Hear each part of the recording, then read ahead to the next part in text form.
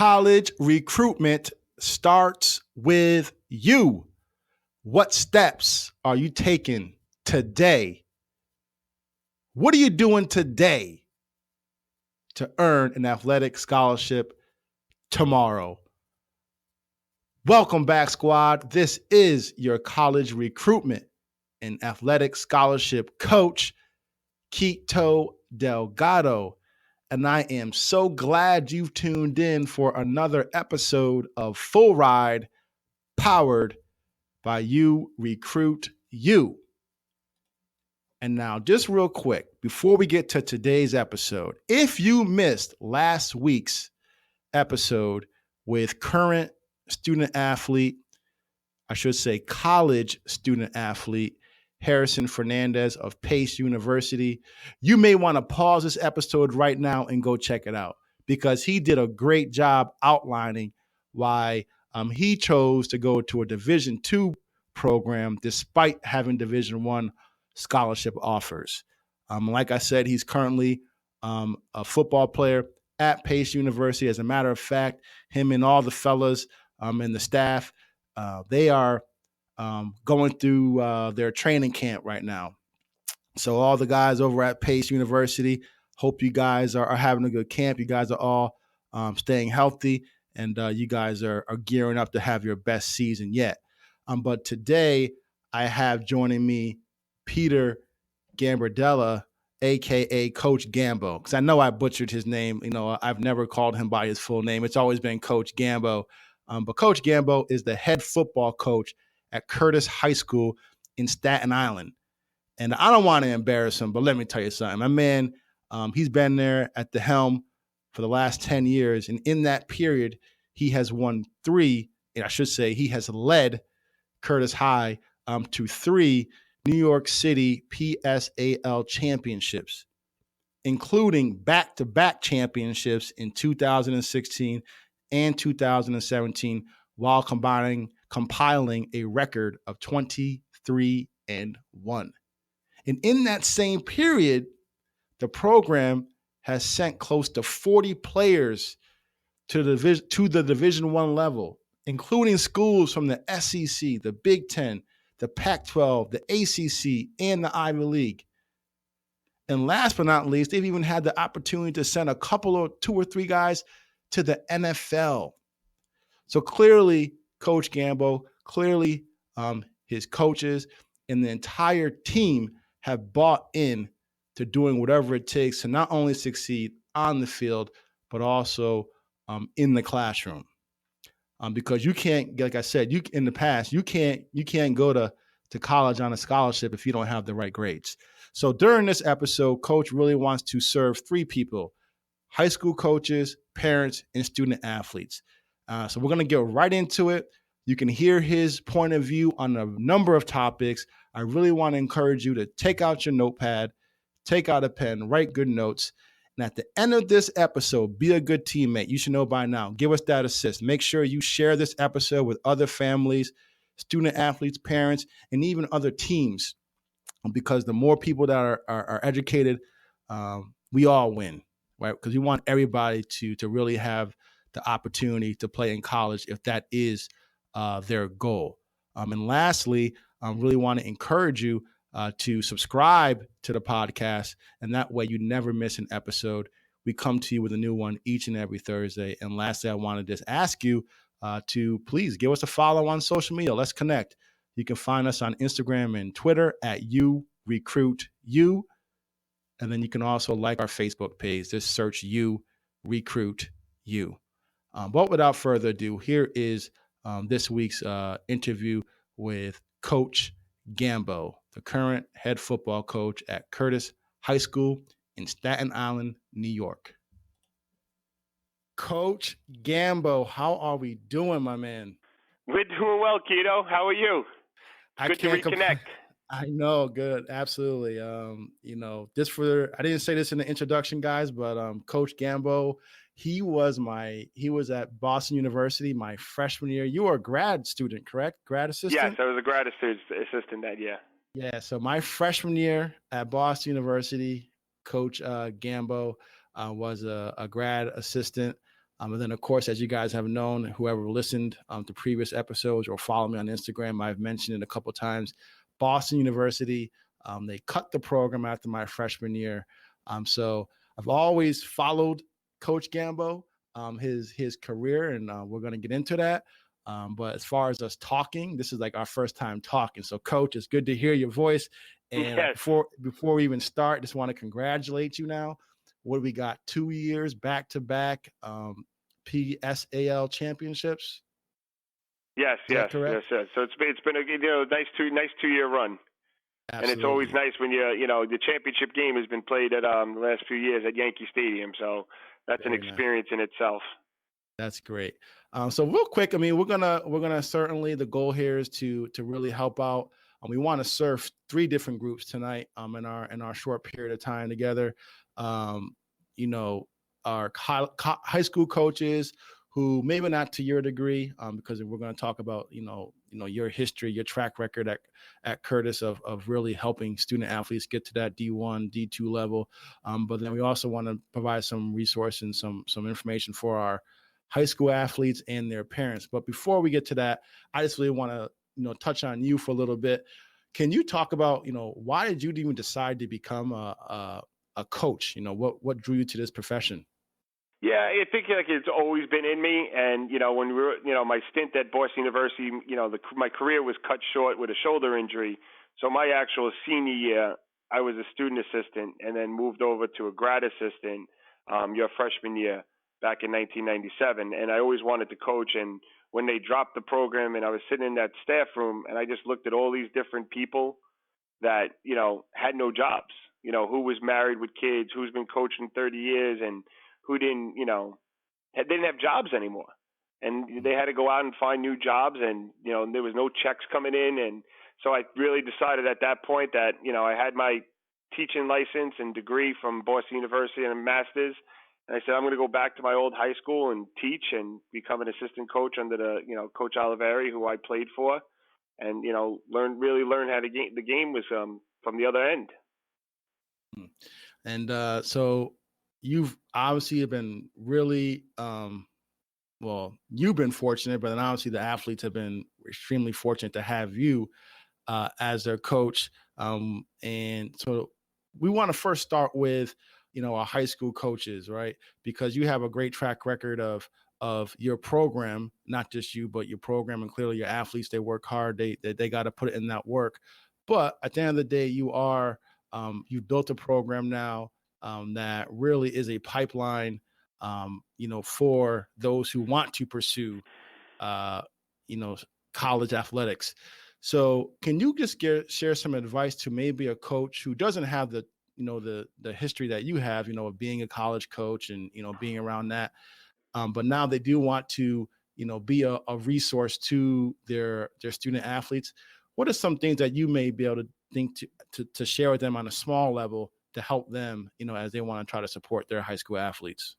Well, I think the first thing that, I think we do a great job. Like we have, we instituted, when I took over as a head coach, a full academic support program that is, privately funded from some alumni and the Heisman Trust Grant, and really instilled an academic piece, because I think what people sometimes forget is that your freshman year really counts. And, with the new core GPA at a 2.3 and the sliding scale in the SAT, you can't let your athletes go until they're, developed into good players when they want to be recruited and not have the grades. So you really, we have a philosophy that we're going to tell our kids from freshman year that not everyone's going to be a Division I athlete, but we're going to prep you and push you to make sure you're D1 eligible. Because if you're Division I eligible, whether you get that scholarship or not, you're going to go to college. And that starts with a little thing like we tell our guys, the difference between a 79 in New York City and an 80, one single point is the world of a difference. Because a 79 is a 2.0, and if you got 79s all throughout your career, you're not academically eligible. Where an 80, one single point gets you to that 3.0, and it really raises your GPA, and the opportunities are more there now than anything. Because when a college coach comes in, they say, I like this kid, let me see his transcript. They look at it first before they start, going to the next steps. That's awesome. So this is a good example, for our high school high school coaches here. You may not be able, you don't have financially, you don't have that. But one thing Right. I'll just say that you can stress though, to your student athletes and their parents, because you got to get the buy-in, is educating them on, the requirements of being eligible to play in college, telling them what the core GPA is, explain to them what the sliding scale is, all that information. And then maybe, I know winning, we all want to win, but allocate that time where you have a study hall for your team, for your players, and now they're collectively working together on their assignments, and then maybe some parents can volunteer. But that's a very easy way to to get the process off the ground.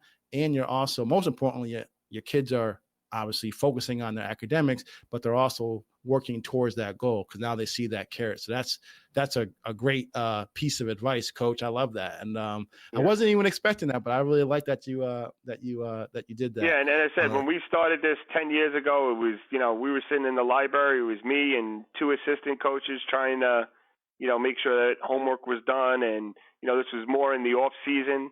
Where we split the time. We'll lift Monday, Wednesday, Friday, and then Tuesday, Thursday is geared strictly to academics. And, we try to get it, and we start looking at now, like with the technology world, and, most schools have some sort of online grade book, so you can always check assignments and do the legwork. And it takes a lot of effort, but it really, you have to put that much effort into to them as academics as much as you do on the field.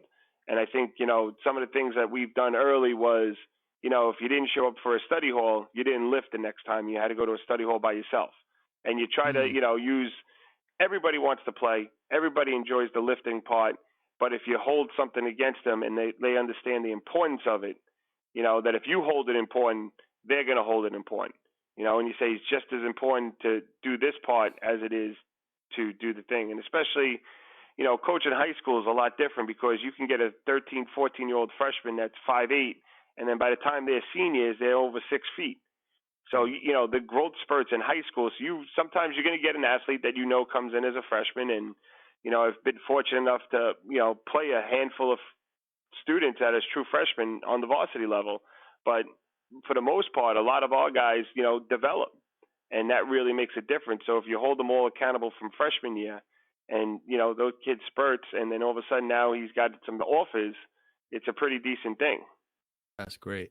And I'll just touch on this and we'll move on from this. But I think you touched on something real nice. You put a nice little gem in there from a standpoint of, and this is what I was talking about earlier. I alluded to it from a standpoint of you have to make it a priority as a coach. It starts with you. And so many times, obviously not you at Curtis, but a lot of programs, what to do is it's all about winning. So they got all this weight room, they got the film study, they got the morning workouts, all this stuff. And then there's absolutely no time for study hall or for studying. What you're saying is, no, we have 3 days where we lift, the other 2 days of study hall. And then if you miss it, then we take away your opportunity to lift, and you got to go. We're not saying you get away from the study hall. You're still going, but now you're going by yourself. And I just think, right. And you're going away and you're not with the team, and you're not getting you're not doing some of those team activities. And we've done, our location in New York City, like, having Fordham and Rutgers and different things there. We'll take, trips to the colleges, and, we'll do a trip, and it's a reward for the kids. And, we'll go see a spring practice. And then at the same time, we set up with their academic teams, because, in colleges, they have all academic teams, and they go through what the 48H is, what core classes is, how they do it on a college level. And, it's really like, it's not punishment. And once they understand that it's not punishment, it's there to assist them, I think you get a better buy-in. And, that really made a difference with us when we made it, we made it fun. All right, so you're doing this. Now you come to study hall. Hey, we're going to, there's a trip here. Let's go. You guys are going because you guys done well in study hall and your grades are online. And so it's a constant, the rewards there, and showing them that you're going to reward them as much, for what you do on the field as what you do off the field.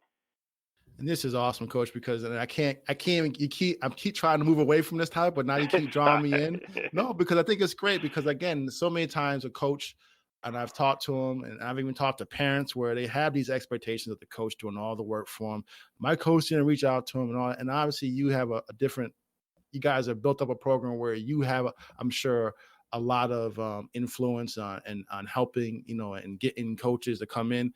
And we're not even talking about that. There's different levels to this, and so some basic stuff is helping with the academics. So I just mentioned in a couple of episodes back about touching the dream and letting our kids and our student athletes understand what it is that they are going for. And you just said it, that you guys take visits to these college campuses.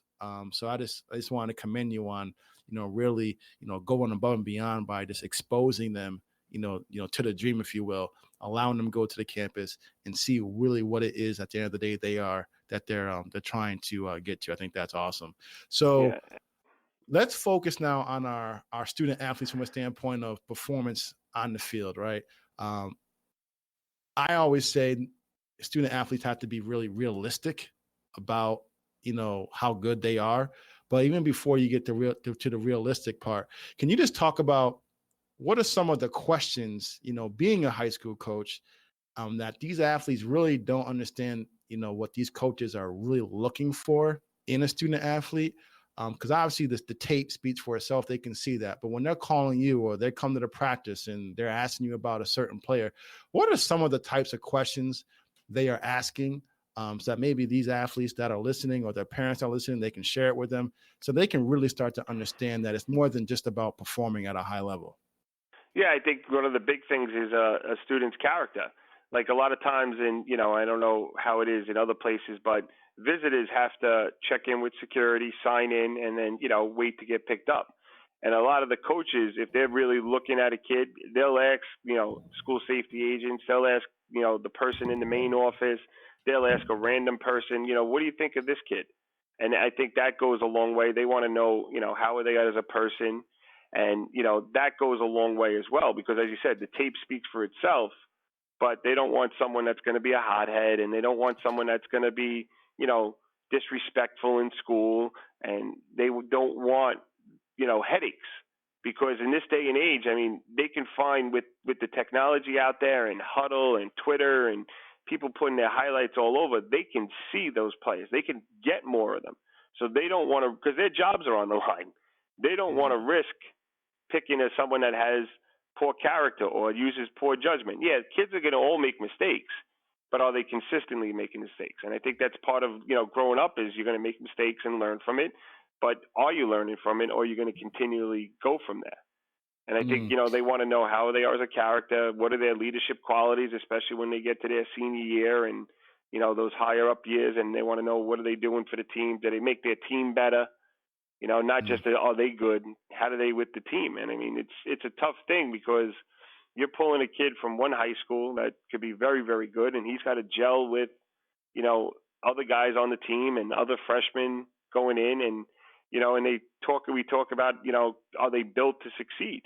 And I think that's when we talked about our academic program. I won't go back to it, but our academic program, we name it, it's Forward Pass, preparing to achieve success and preparing to achieve and sustain success.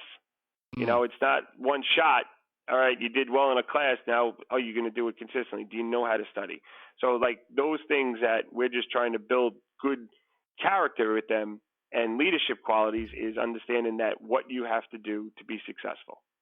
That's awesome. And I'm not trying to embarrass you, Coach, but I really hope our athletes and our parents and even our coaches that are listening to this. This is a coach over the last 10 years has 3 state PSAL championships? Yes, we have 3. You've helped lead the school to 3 PSAL championships. You were 20 back-to-back championships, 23-1. Or maybe I don't want to shortchange. It was a 23-1 and 26-1 in the last 23-1 in the last 2 years. 23-1 again. Not embarrassing, Coach. But here's the thing: I'm saying this because he can easily talk about, we got the guys in the weight room all the time, and don't get me wrong, they are in there. We got a great all-season program, and guys are accountable. All this stuff. He could talk about competition that they do, and again, they do all that. That's important to winning. But if you notice, all he's talking about, not all, but he's focusing on the academics, and then he's telling you about character and can you make a team better. So really listen to this, because it's assumed that if they are recruiting you, you can play the game. They want to make sure that once you get to campus, you're going to be able to maintain eligibility and you're not going to be a character. You're not going to be a problem. Because as Coach said, there's with social media and with just all the tapes out there, it's not as hard as you think now for these guys and these coaches, men and women, to find athletes nowadays. And they really have the pick of the litter. So if you have concerns, they can move on to their next player. So I just really, I think that's great advice, Coach. And that's just another great insight for these athletes. I always tell them that your reputation shows up before you do. And these guys, the coaches, they're waiting for you. They're signing in and they're asking people, not just the coaches, but they're asking the guidance counselor. They're asking the security guard.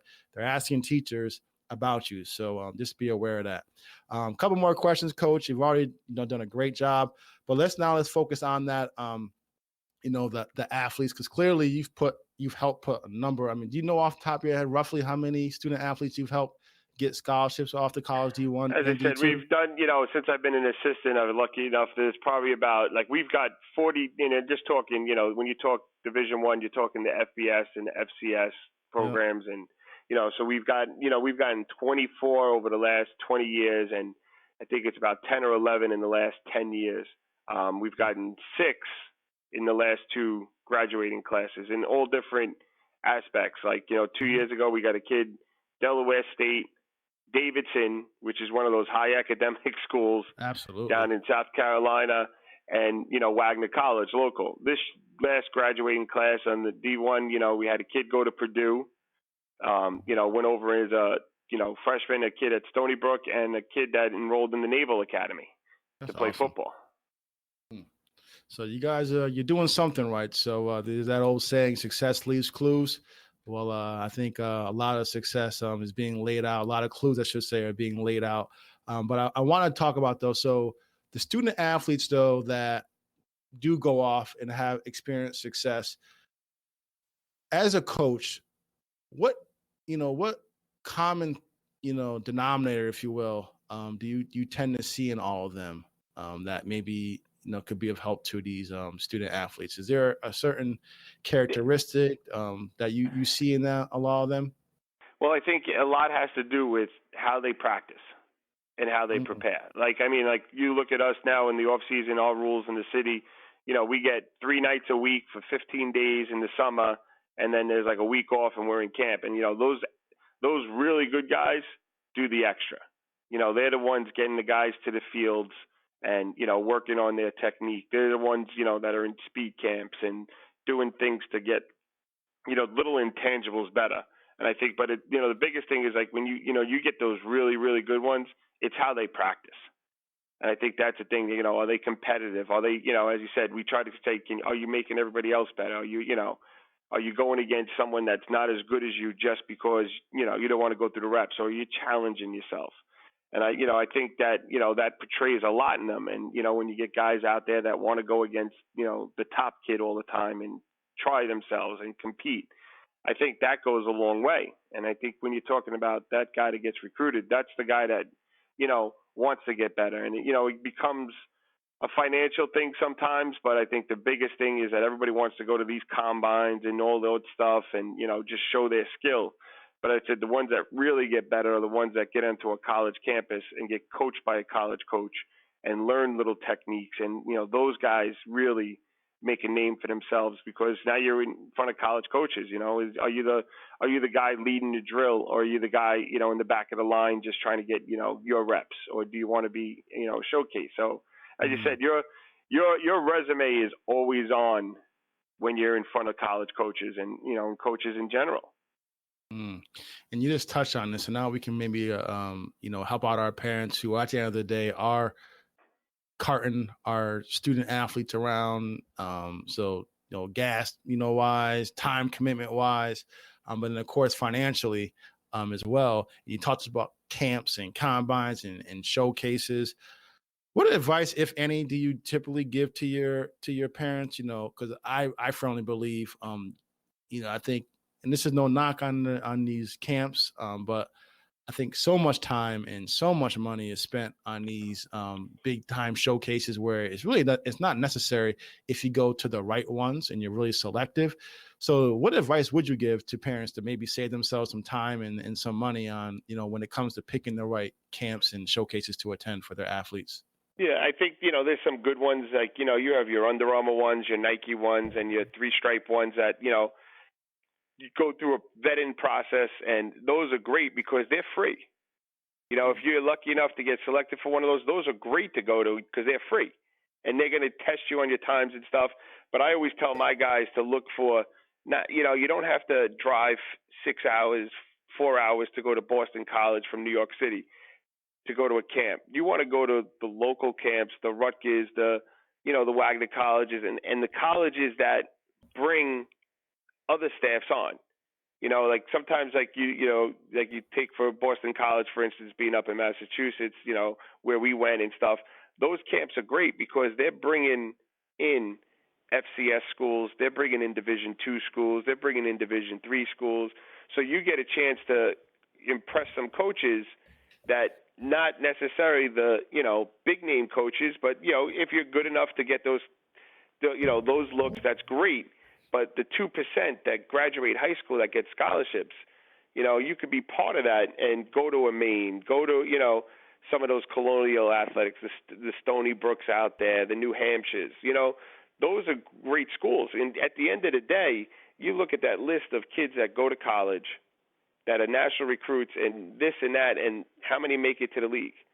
But guess what? When you turn around at the end of the day, how was your student loans when you graduated college?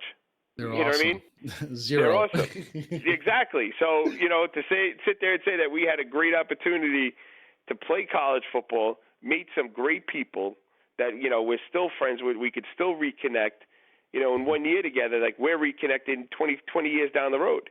Yep. But you still build great relationships. You still get to play college. You still get to play this great game, and at the same time, get your education paid for. That's priceless. So absolutely. I think sometimes people get, hung up in the, well, it's not a Power 5 school or this or that. But guess what? At the end of the day, the percentage of people that are going to be in the league are minimum. But can you walk away in 4 years and not have a loan? Can you have a free education? That's, I'm just as happy as the guy that, turns around and, like you look at Dominique Easley and stuff, like he graduated with two guys. One went to Florida, went to Rhode Island, he went to Florida. Those other guys got free educations. Dom's lucky enough to play in the league, but guess what? Those guys are done with school. And they got great educations, great jobs, and they're doing some, awesome things out there. That's awesome. Dropping some great knowledge, and I'll just go back to, he weaved it in there real smooth, but he was talking about, so again, going back to the college campus, the camps, yes, so there are a number of free combines you can certainly attend to. And I'll just say a lot of times those are for the more elite athletes. Would you agree, Coach? Or yeah, those are more for the elite athletes, but they're always looking for that raw athlete that might have some good film and they want to get some actual times on, and you can't do enough. You're going to get bigger when you get onto college. You're going to put on weight. You're going to get stronger. But the one thing that you look at colleges now, and this game is changing again. You've turned around with the early signing period in December. I mean, colleges are filling up, early. They're getting their commits. Like, there's schools that are done with their commits already, and it's not even September 1st. Yeah. So, like, when you go on those camps, you gotta run, and that's one of the things I tell our guys. You gotta run, and you just don't want to run out and just jog. You got to learn. You run track. I mean, that's a free resource. Yeah. You might not be the fastest guy, but if you can learn how to do a 40 and starts from your high school track coach, that's great. And let guys, and people want to specialize now. People always ask. They want to ask, do you play multiple sports? Do you do things? If you're a skilled kid and you don't run track, they don't, they're like, why? Because you know what fast kids do? They run. They run. Fast kids run. And they want to compete against other fast kids. So, use a free resource of your track coach. And it takes time and it takes commitment. And, you go back to the high school coaches. If you only want your kids doing football, you're missing it out because they should be doing multiple sports. Like I got JV coach, I got coaches that coach lacrosse. Get kids out and let them have fun and let them be active. You know, if you're not doing another sport, you better run, because it's, as you said, it's a free resource. You know, and you could still lift and you could still run. Dropping some knowledge, and you just said something real. I like it because, you know, we can keep going on, but I like what you were talking about. You know, no, because that's a very key point that I don't know if anyone caught. If now we're talking primarily just football here, but you know, this applies to all sports. But let's just keep it in line with football. But if you play that second sport, try to play a second sport that really aligns with your primary sport. So meaning if you are a cornerback, if you're a wide receiver, if you're a running back, linebacker even, you know, like an edge rusher, like speed kills. So play or run track, like develop that skill. Because that's going to help you. Don't, you know, so I just think that was great. That was great information. And you look at the transition. I mean, you know, and we always say, and I always, my first thing is I go to the freshman basketball tryouts, and I want to know who you're cutting, because I'm getting them to come with me in the spring, because those, you know, a lot of, you know, basketball is a great sport. I love it. You know, it's competitive, but some people you turn around and, you know, at 6'1" in basketball can be a scholarship kid in football. So you get that kid to buy in. Hey, you do football, then right after football's over, you jump into basketball. You still could do your summer UAU and all those, you know, AAU, whatever that is, and, you know, get your exposure in basketball. But play the football. You know, play multiple sports. Absolutely. Play multiple sports. Get active. The more you get out there, the better you are. And then now, I always look at it this way: there's a handful of kids that play basketball for me. You know, when basketball season goes, those are a handful of kids that I'm still going to keep my eye on, but there's another coach in the building. There's another coach that's also staying on top of them.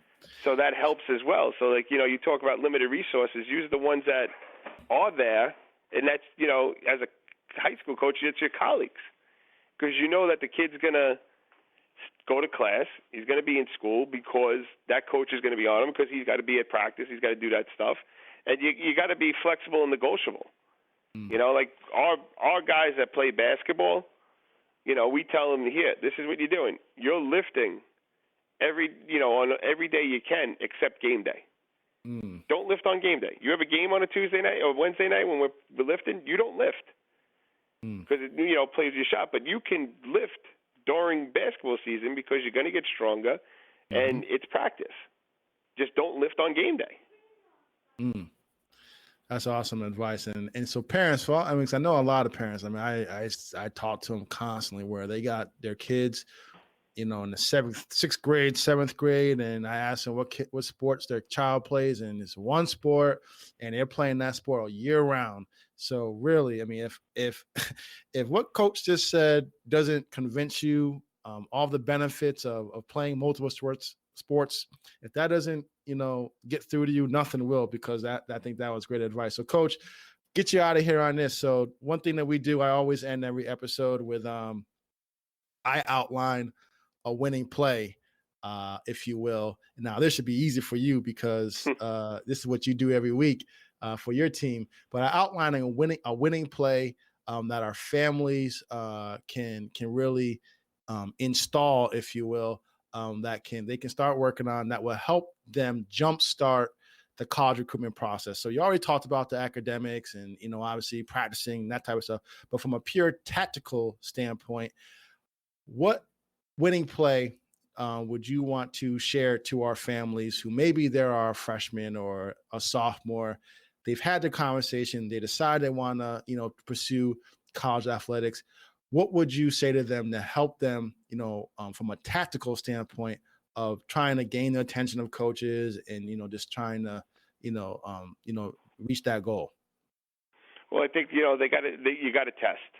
I mean, a lot of effort is based on tests. Test early, test often. You know, like we'll get kids at, you know, as early as sophomore year taking the SAT. And, you know, I think the College Board now has instituted a lot of states, and, you know, they could take the free SAT during the school day. You know, that's the biggest thing, because if you take care of your daily test and your daily work, then then prep for the SAT. Take it, practice test. You can get it online. You can free ones, and just do a little bit each night, so that when you sit for that long test, it's not a shock. I think that's that's big. That's big there, and just do the little things early, so it doesn't become, and they create good habits. That's a great play, Coach. I appreciate you, man. It's so nice catching up with you. It's been great, kid. I think. Yeah, man. This has been awesome, and obviously, we're going to be pulling, or at least I am. I'm going to be pulling hard for Curtis to get that three-peat. We got to get the three-peat. And it's what a I'll tough do, job, but we're pushing.